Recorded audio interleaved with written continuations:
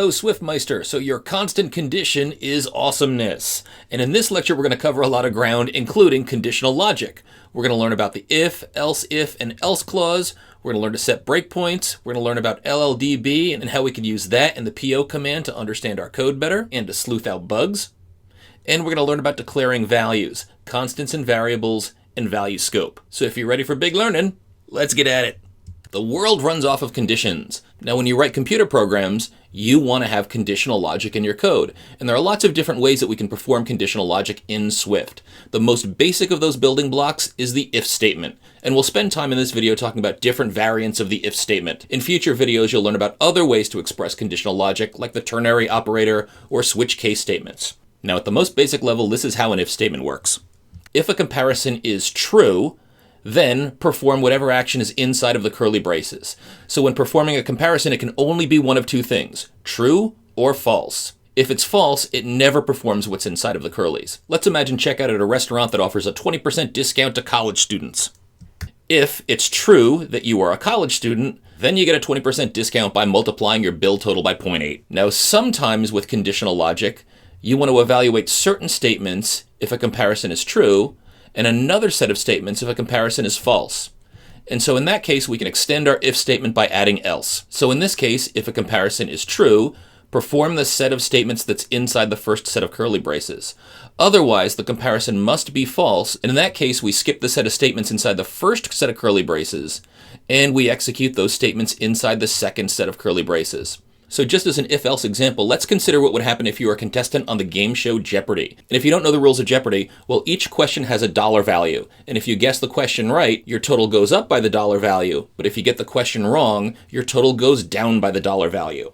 So a statement might look like this. If the contestant answer equals the correct answer, then take their score and add it by the question value. Otherwise, if the contestant guessed wrong, then this condition, contestant answer equals correct answer, is false. So we skip the first set of curlies and we evaluate any statements that are in the second set of curlies. And in this case, we would take the score and subtract the question's dollar value. Now, this logic where the answer can be either true or false and nothing else is referred to as Boolean logic. And in Swift, just like there's a type named string that can hold text, there's a type named bool which can only hold true or false. By the way, Boolean logic and the data type bool are named after the mathematician George Boole. I guess you've really arrived in the world of mathematics if you have a data type named after you.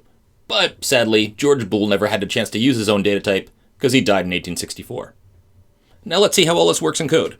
So for our first conditional, let's use if-else inside of message button pressed. Why don't we toggle two conditions? One where we've got message label.text equal to be you are awesome, and we've got image view.image equal to image 0, and another where we've got message label.text equal to you are great, and the image inside of image view is image 1. So we can do that by adding an if statement. I'm going to move these first two statements inside of my if statement, but first I'm going to type the if statement. So I'm going to say if, and I'm going to check to see if message label.text equals. Now notice how I do equal here with two equal signs. That means comparison for true or false, as opposed to one equal sign, which is assignment, which takes what's on the right-hand side and puts it on the left-hand side. So remember your two equal signs in here.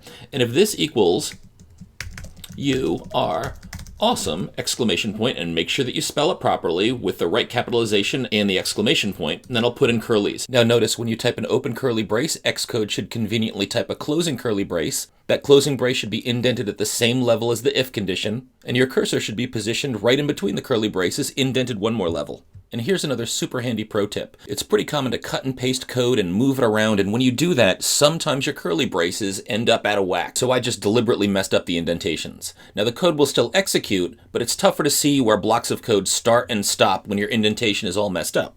Now you can easily fix this, and this one you're going to want to memorize. Command A to select all the text, and then Control I to reformat the indentations. That's it. Also, if you ever want to shift the indentation in a block of code, you can just highlight that code, then press Tab to move it to the right, or Shift Tab to move it to the left, and Control I puts it exactly where it should be. And now back to the if statement. In between this first set of curlies is where I will put any code that I want to execute when it's true that message label.text equals you are awesome. If message label.text does not equal you are awesome, that if condition is false, and I'm going to skip what's in the first set of curlies. Then I want to do something else. So in the same line where this first curly is closed, I type in else, and then open curly. Xcode types the complementary close curly, positions the cursor right in between the two. This is where I will type in my statements that execute if it is false that message label equals you are awesome. And what I want to do if it does not equal you are awesome is I want to set it to you are awesome, and I want to change imageview.image to image 0. So that's what's in these two lines here. So I'm going to highlight them, I'm going to cut them, and I'm going to paste them down as the code that executes if the if condition is false. But if it's already you are awesome, I want to change it to you are great, and I want to set it to image number 1. So let's see how things execute. And instead of just running our code, what I'm going to do is I'm going to insert a breakpoint, and I'm going to show you how you can step into your code, take a look at the values at particular points in time, and even move through your code line by line as it executes. This is going to be a super important technique for you to understand how code executes, and it'll be key when you try to debug problems with your code. And so first I'm going to put in a breakpoint. Now the breakpoint is if I click over here in what's called the gutter, this will stop my code on line 20 when it's executing. And we'll be able to take a look in real time at what's happening in our code. So let's click on build and run. And here's our code. Now remember, when we set this up, we have nothing in the text property of message label, and we have nothing inside of the image property of our image view. But when I click on show message, watch what's going to happen. First of all, Xcode pops up, and I see a green line here. What this breakpoint has done, it's actually paused the execution of my code just before executing this line. So my code has not yet executed the line if messagelabel.text equals you are awesome. Also notice what we see down here in the debug area. I have my two panes up here, and again, if they're not showing, you can just click on these little show and hide icons in the lower right-hand corner. I can actually take a look at the values inside of my different variables. Self represents the view controller, and that's where we would find the values for IB outlet. But to go through and find the exact attribute inside of message label would be a little bit more difficult. It's not as intuitive as it should be. So I'm going to show you another shortcut here.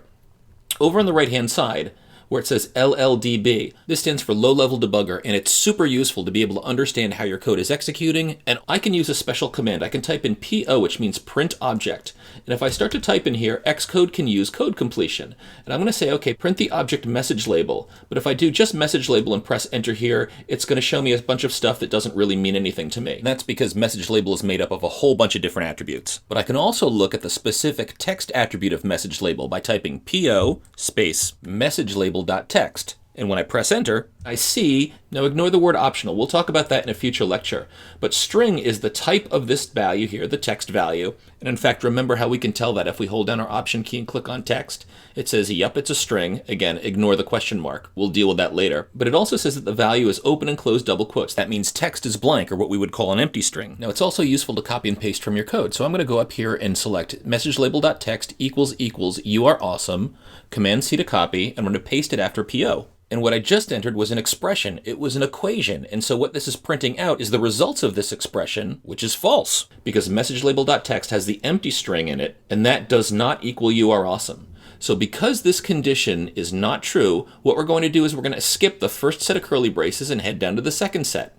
Now, the way that you can continue execution of your code once you've stopped in a breakpoint is you can move your cursor down here and either click on this option, step over, which looks like a little broken arrow line, and that will go to the very next statement, or you could click on resume, which will continue to execute without stopping. And by the way, this hybrid pause play button only shows up when your code has been paused. Now, I actually want to continue and stop and take a look at things just before every statement it executes. So I'm going to click on step over and watch what happens. My code jumps down here. Green line indicates where it was paused, and remember, it hasn't executed this line yet, but it's now in the second set of curlies because the if condition was false. I didn't execute this first set of curlies. Then down here, messagelabel.text says it equals you are awesome. Click step over, and just so that you know, if we go to the simulator, we're not going to see any of the changes in the simulator until we've executed all of the code in this IB action. But we can double check by examining this value using the PO or print object command.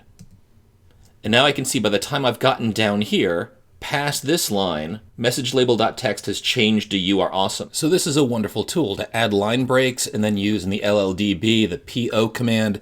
That will allow us to interrogate our code and figure out exactly what the values are on each line as the code executes. Now, if you want to continue to execute, you can click on this button here, which will toggle back from pausing to play. And here we see we've got you are awesome, and we've got image 0 showing up in here. Now, what happens if we click on show message again? Well, our code stops because we still have the breakpoint in here. And by the way, here's another pro tip. When we're down here and we see this lldb on the one side, if you press the up arrow key repeatedly, Xcode will remember the previous statements that you typed. So if I want to go back and take a look and see what's in messagelabel.text, it tells me you are awesome, Then I can press it twice, and if I want to see what the value of this is, it says the value of this Boolean expression is true. Remember, previously it was false, and we can scroll up and see. So now that it's true this time that I go through the code, I'm also going to do a step into the little broken arrow here. And I see I'm going to change to you are great. And I'm going to change the image to image number 1. So I'm going to click on this resume button down here to continue the program's execution. And I see you are great shows up. Now, if I keep clicking show message, I'm just going to toggle between you are awesome and you are great. Now, you might decide, hey, I no longer want to have the breakpoint in here. One of the things you can do to get rid of breakpoints is you can temporarily disable their execution in your code. By clicking this blue arrow, it's a toggle to deactivate and activate breakpoints. Now, when the breakpoints have been deactivated, they turn gray, but if you want to permanently get rid of the breakpoint, you can just click, hold on it, and drag it to the right, and it'll disappear. And now if we go back to the simulator, we see our code isn't pausing. So great, we learned about if statements, and we learned about using breakpoints. Also notice when I paused my code, I got into the debug navigator over here. I'm just going to stop my code from executing. I'm going to get back over into the project navigator. Now I want to show you a few more things about the if statement. One is that we can extend the if statement even more. So right now we're testing 2 conditions. We're testing to see if messagelabel.text equals you are awesome, and if it doesn't equal you are awesome, well, we put you are awesome in there. But it's also possible for us to add more conditions this way. And so what I can do is I can add and test for multiple else if conditions in here instead of just having one else condition. So we'll keep the first test condition in here if messagelabel.text equals you are awesome, but then we'll replace else with else if messagelabel.text equals you are great. And the second set of curlies under the you are great will execute only if that part of the statement is true, if messagelabel.text is you are great. And if it does say you are great, then what we'll do is we'll change it to you are the bomb, which I know sounds just incredibly dorktacular coming from an old guy like me. Or nobody says da bomb now, so I guess it sounds dorktacular from anybody. But, so we've got another condition in here where we're taking a look at, so there's image 1, image 2, you are awesome, you are great. And we could do a couple of things down here. One is we could put in another else if condition. And I could say right in here, if it equals you are the bomb, then we want to go back to you are awesome and turn this back to image 0. But to illustrate a point, I've written code that's not going to work the way that we intended. Now why don't you pause here and think through what this will look like when it executes. And if you think you know, then unpause and we'll run it and we'll see. Pause, think about it, and we're back. And just to think through our code in here, so the first time we go through this, we check to see if message label is you are awesome. But that will return false, because when we set up message label, we took the text attribute and set that to an empty string. And that's what we get the first time our app runs. So is it you are awesome? No. Then it'll say, is it you are great? No. Then it'll say, is it you are da bomb? And no is the answer here as well. So watch what happens when I click on show message. Nothing changes. The code blocks under else if conditions only execute if they're true, but none of these is true. And since we don't have an else condition, we don't have something that executes if all the conditions are false. Now I could add another else statement in here, but since I know I only have 3 conditions, I can change this last statement from an else if statement to an else statement. Because if I know I've only got 3 conditions in here, you are awesome, you are great, and you are the bomb, I can just go in here and say else, meaning if you're not awesome and you're not great, then you must be the bomb. And if you are the bomb, I'm going to go back and make you are awesome. Now I just made the change here. If I go ahead and go back to the simulator, it's not going to accept the change until I go ahead and stop my code and build and run again. But now let's take a look at what's going to happen. We run. The label is blank at first, but I'll click show message. You are awesome. How come? The first time we go through, message label is set up from the main storyboard, but we just have an empty string in the text attribute. So if there's nothing in here, well, you are awesome is not true. You are great is not true. And since all of the test conditions failed, that's when we run our else condition. And that's where we're going to set message label.text to you are awesome. Okay, so now we're you are awesome. So the next time we go through, we hit this condition here and we change it to you are great in image 1. The next time we go through, we hit you are great was in there, so we change it to you are the bomb. Now, one of the things you might wonder is if we go through here and message label is you are awesome and we set it to you are great, well, right below that we check to see if it's you are great and we set it to you are the bomb. How come once we switch it to great, it doesn't go to bomb? And the reason for that is as soon as an if statement encounters a true condition, it skips through all of the other conditions, including if there's an else statement, and goes right to the end. So it finds something that's true, it performs what's inside of those curlies, and then it skips right to the end. So even though we might go in here when it's you are awesome and change it to you are great, it's not as if we go down to this else if condition. Because this was true, we skipped through all of the other test conditionals in the code. So hopefully that's clear. So in our code, we've typed in a lot of strings in here in between the double quotes. And in fact, we've repeated these a few times. So we typed in the string for you are awesome twice, the string for you are great twice. And because we've got these entered multiple times, it increases the likelihood that we might make a mistake with a typo. Let me show you what a typo would do to our code, and let me show you a technique to try to prevent that. It'll also give us a chance to talk a little bit more about constants and variables. So let's imagine as we're going through here, we've got you are awesome exclamation point, and down here, you notice that I was typing all of these things in here. What if I were to type it in, but instead of doing capital A for R and you are awesome, I did lowercase a for R. And so now, watch what happens when we go ahead and build and run. The first time we go through, message label.text is an empty string. And then it changes it to you lowercase r awesome.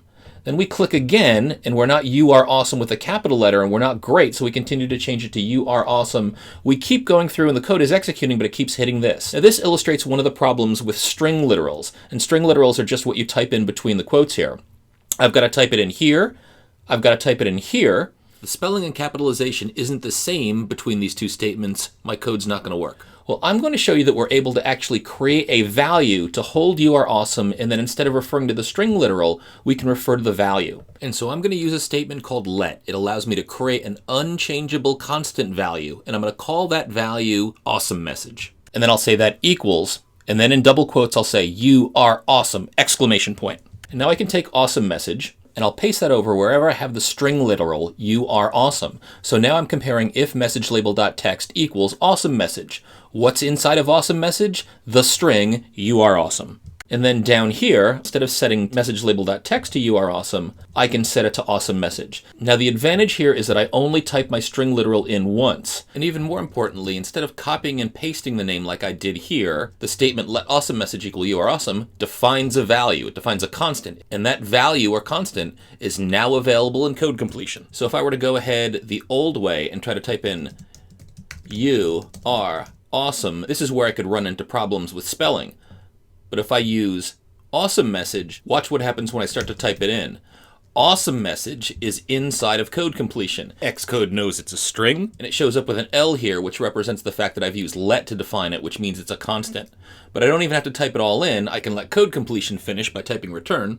Chances of typo errors greatly reduced. And what I've done here is it's very similar to creating a variable with var.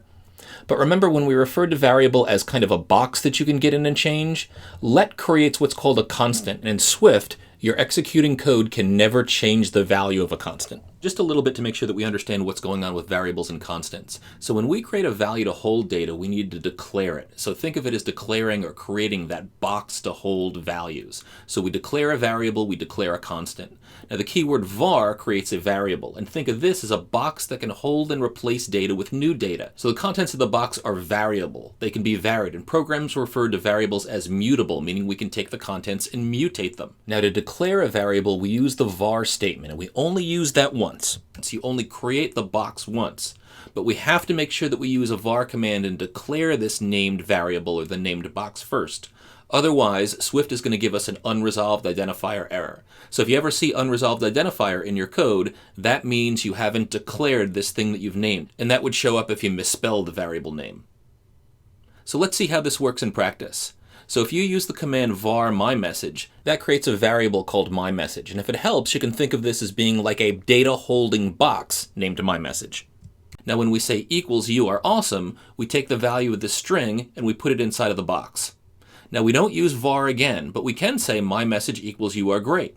If we do that, we throw out you are awesome that was inside of it, and we put you are great inside of it. Now constants are just a little bit different. Constants hold data too, but they cannot be changed. We say they're immutable. Now constants are also declared just like vars, except they use the let keyword, not the var keyword, and we use that only once because we only create this data holding value once. Now attempting to change a constant will result in an error. Let's look at an example. So if you say let myMessage, what we're essentially doing is we're creating something to hold data, but instead of a box where you can reach in and change the data, think about this as being a big block of granite. Now that block of granite is named myMessage, and if we say equals you are awesome, it's almost as if we're chiseling you are awesome on the side of the unchangeable block of granite. Now because of this, if we tried to use a statement like we used previously where we say my message equals you are great, Xcode is going to give us an error. It's going to say can't assign a value to my message because it's a let constant. Now Xcode will also offer to make a change. It'll say, hey, do you want me to change let to var? And if you do want that, you can just click on fix. Now some of you might say, well, why don't I just go ahead and continue to use variables? Well, there are a couple of things. If you know your code is never going to change, it's good programming practice to use a constant because you don't want to come in here at a later date and change it by accident, or if somebody else is modifying your code, you don't want them to change it by accident. Secondly, and you're probably not going to encounter this, but let statements actually execute more efficiently than var statements. It would only be noticeable if you were doing something like a very complex video game that had lots of processing, but it's something to be aware of. And in fact, if you went ahead and typed var in here, and to speed up showing this message, I did Shift-Command-K to force a build. You didn't have to do that. It would show up anyway. It'll say the variable awesome message was never mutated, meaning it was never changed any place in your code. Consider turning it into a let constant. Now this warning that we have in here isn't going to crash our code. It's just Xcode telling us, hey, there's some better programming practice for you in here. And if I click on this little yield sign, Xcode actually offers to improve the code. So I'll say, okay, Xcode, go ahead and fix it. And just so that you know, I could have ignored that yield sign if I wanted to. The only place where yield signs are code crashers are when you have broken connections like I showed you in the earlier video. Broken connections would probably use stop signs instead of yield signs. That would be a better interface for Xcode. Now let's build and run. And here we go. We've got you are awesome, you are great, you are da bomb, you are awesome, you are great, you are da bomb. Now another thing which is kind of neat, if I decide I want to go ahead and change the messages at any point, I just have to change this one string literal in one location. For example, so I used to work in Moscow years and years ago. Let's imagine I want to write this app and give it to some friends of mine in Moscow. I can highlight you are awesome, and instead of saying you are awesome, I can say you are отлично, which is Russian for excellent. And just by changing that one phrase in here, if I stop and build and run, any place where the awesome message shows up, it'll say you are отлично. And there we go. Look at that. It works perfectly. So lots of advantages in using constants instead of string literals. And if we're going to set constants for the awesome message, we might as well set constants for the other two messages too. So let great message equal you are great, and let bomb message equal you are da bomb. And then I can just swap out any place where I had you are great for the constant great message, and I can swap out bomb message for any place where I had it say you are da bomb. So super. We can go ahead and test this right now. It's probably not essential because we have faith in the code that we've been writing. There's one last thing that I'm going to introduce here, and it's the concept called scope. And we're going to see this again, but sometimes it's good to see things a few times, especially when they might be a little bit more tricky to wrap your head around. You might take a look at this and see that I've created these three constants right here inside of the function called message button pressed. Now, when I do that, these constants, these values here, awesome message, great message, and bomb message, only live as long as this function is running. So when I start it up, these three values are created, and then when I'm done with processing this one single click, these three values will go away, and they no longer exist until the next time I click on message button pressed, and they're recreated right at the start of this function. So in programming terms, we would say that these constants have a scope of the current function. They only exist within the current function. Now, because they're defined inside of this function, they're not available in any of the other functions. Just to show you this, if I go down in message button pressed and I type in awesome message, code completion knows it exists because I'm typing that in inside the curly braces where those three values were defined with a let. And so just to drive that home, the function exists at the start of this curly here. If I hold down the option key and move my cursor over it, I can see the blue line on the left show the start and the end of this function. That's the only place where I can access these three constants. Now watch the difference.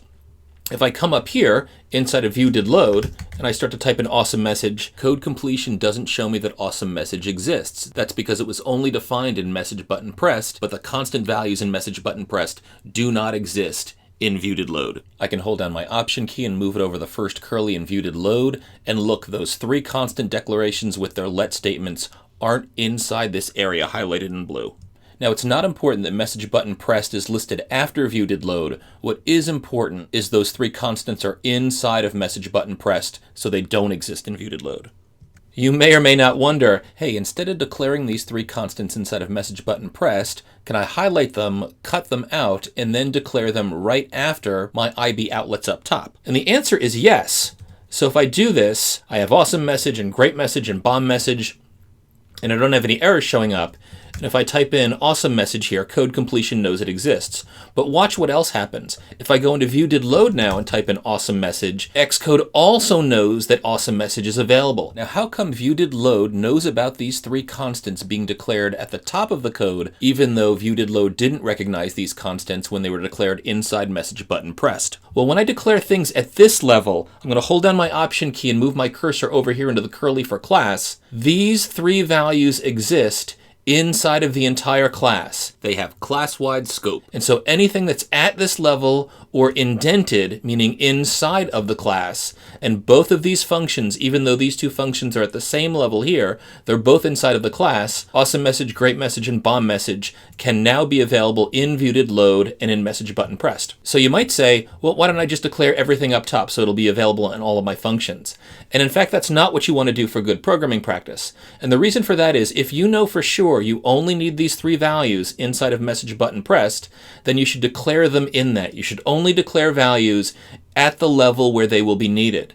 This way your code isn't going to be crowded. So right now, if I know I'm never going to need awesome message here, when I type in awesome message, I start to see it. Or when I type in great, I see these things show up, or BO, I see bool, and everything, and bomb messages in here too. So you're going to be crowding up your code completion. It also increases the chance that you'll incorrectly use a value that you didn't mean to use. So, since I only need these three values currently in the way that I've written my code inside of message button pressed, I'll highlight these three values, cut them at a class-wide scope. Now the errors that I'm getting here are, it says unresolved identifier awesome message. That's because I have not declared what awesome message is, or great message, or bomb message. So when I say var, or when I say let, I'm saying, hey, there is a named value that's a box that's going to hold a particular value, whether it's a label or an image view or a string. And now when I paste this in, all of a sudden I've declared these three values. These three have function-wide scope inside of the message button pressed. They exist only in this function.